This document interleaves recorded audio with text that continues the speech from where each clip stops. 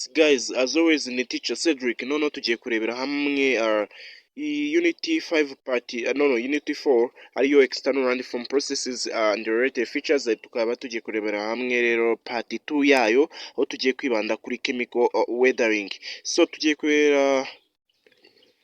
kubanza turebe ubundi definition cyangwa se inshoza ya chemical weathering. Iyo tuvuze chemical weathering tujye twumva iki. Chemical weathering bitandukanye na physical weathering. Yo ni igihe habayeho impinduka muri mineral chimic cyangwa se chemical and mineralogical composition zigize icyo kirock cyangwa se urwo rutare, ugasanga bitumye habaho ukubora cyangwa se disintegration k'urwo rutare. Muri physical weathering ho dusanga yuko igihinduka ni size cyangwa se ishusho iryo buye ryari rifite. Niba ryari rifite size nini, ugasanga nyuma ya weathering ya physical weathering wenda iyo size yahindutse iba ntoya bitewe nuko iba hagiye habaho udu small particles cyangwa se udu small sized rock particles.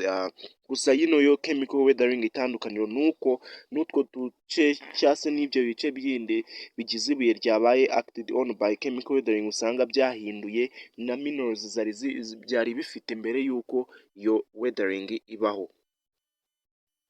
Yes, twamenya yuko rero ubu bwoko bwa chemical weathering usanga kenshi na kenshi buba ahantu hakunze guhora habaho imihindagurikire y'ibihe by'imvura n'ibihe by'izuba. So ubu buryo rero bukurikira aho turahera kuri oxidation, ni uburyo ni chemical processes za chemical weathering. Ya mbere ni oxidation. Oxidation ikaba ari imwe mu ma chemical weathering menshi, aho usanga nyine oxygen yihuje n'amazi noneho bikaza iri hamwe n'amazi noneho bikaza kwiriactinga cyangwa se kwihuza n'indi rock minerals, cyane cyane tuvuga urugero nka iron. Yes, ugasanga bifominze oxides.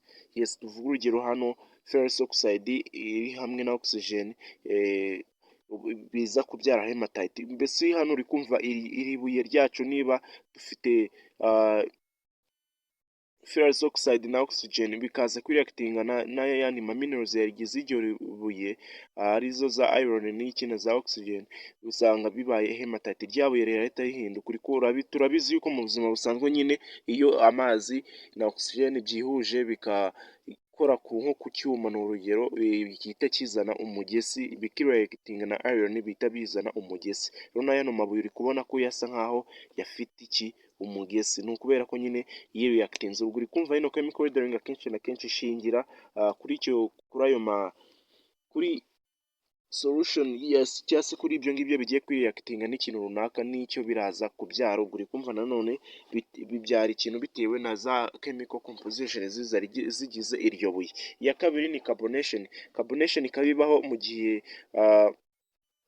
amazi, tuvuga urugero mu gihe tuvuga urugero amazi ashobora kwihuza na carbon dioxide, noneho byamara kwishyira hamwe, ubwo ni ukuvuga carbonic bigafominga carbonic acid. Noneho iyo carbonic acid iyo igiye igakubita ku buye cyangwa se ikiriactinga n'ibuye runaka, ariko tuvuga urugero ruri calcium carbonate nka limestone na chalk, biza gutuma haba weak carbonic acid, ugasanga ryabuye rizaba easily dissolved in water like that.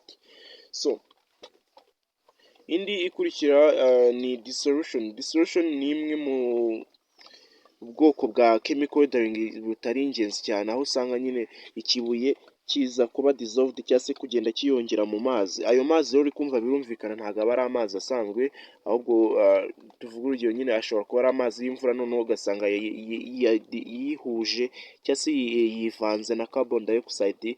Geze ya carbon dioxide yagiye mu kirere, kwa kundi nyine imvura iyo igiye kugwa ugasanga byiriactinze mu kirere. Noneho ayo mazi niyaza yakahura na cya kibuye ya dissolving, uzahariho utu weak parts tw'icyo kibuye tuzayonga tukatwagwa n'ayo mazi. Nk'uko muri kubibona, runo rwari urutare rumeze neza, ariko mbere y'uko ayo mazi y'imvura yihuje na carbon dioxide mu kirere ndetse n'utundi air pockets mu butaka, yaje akarireactinga ugasanga yarisigiye ishusho imeze gutya, hariho uduce twaryo twagiye tuba dissolved rikasigara rimeze nk'aho ari ikoro.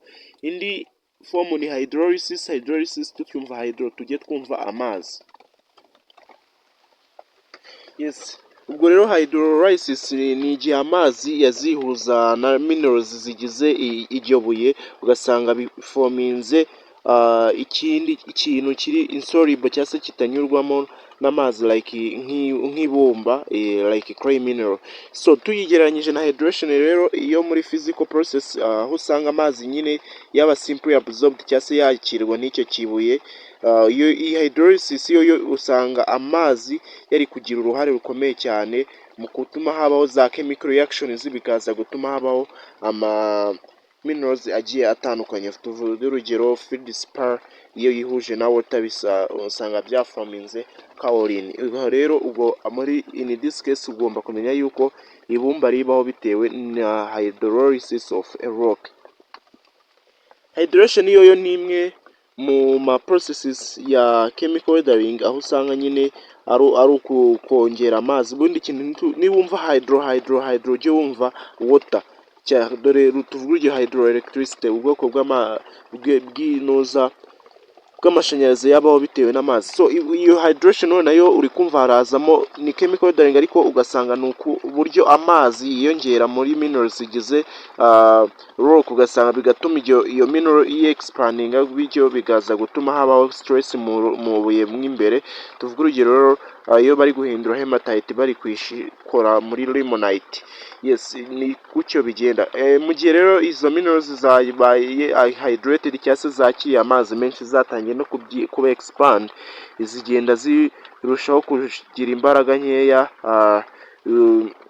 zikaba weak ku buryo chemical weathering iraza kuzakitingaho, any type of chemical weathering iraza kuzakitingaho mu buryo bworoshye, cyane cyane izo za carbonation na oxidation. Yes, tuvuga urugero hematite iyo yakiye water biba limonite. Twabibonye yuko iyo uri kukonvata hematite ushaka kugira limonite uyadingamo water. Dore nguko uko biba byifashe ahantu habayeho hydration. So indi solution ho ni uburyo nyine minerals zo muri rock zigize ibuye direct zihita ziyonga zikayongera mu mazi ntihatabayeho impinduka ya mineralogical composition. Yes, uri kumva nyine ni bya bibuye bibasha kuba byaba dissolved in water. Tuvuga urugero nk'umunyu, olivine, byose na za calcium biba easily weathered in solution. Iya nyuma ni chloration. Chloration akaba ari complex organic process by aho metallic cations zihuza bikaba mo hydrocarbon molecules. Noneho iyi chloration mu by'ukuri chloration no chelate bisobanuye coordination compound in which central metallic ion is attached to an organic molecule at two or more positions. Chloration is a form of chemical weathering by plants. Ubundi plants tuvuga urugero iyo zifashe, icyo wamenya nuko iyo plants iyo ziri gukora weathering like nyine yiramizi yazo, hari igihe ziproducinze some acid, ugasanga iragiye reactinze na minerals zibuye, ugasanga birahindutse. Iyi chloration yo ni ubwoko bwa chemical weathering, ariko nanone ugasanga active participation ari plants cyangwa se plants arizo zibigiramo uruhare runini cyane, bitandukanye n'ayandi ma chemical weathering yo twasangaga ari amazi yabigiramo uruhare cyane cyane. So uko mubibona ni zino ni plants ziri kugira uruhare mu kuba habaho chemical weathering yiribuye riri hano. So iyo yari chemical weathering muri makeya cyane, nzabaha full video ibivugaho neza ku rugero rushimishije. So this was your teacher Cedric. I hope that you've clicked on subscribe icon tuzarebera hamwe n'izindi part z'iyi video. Thank you.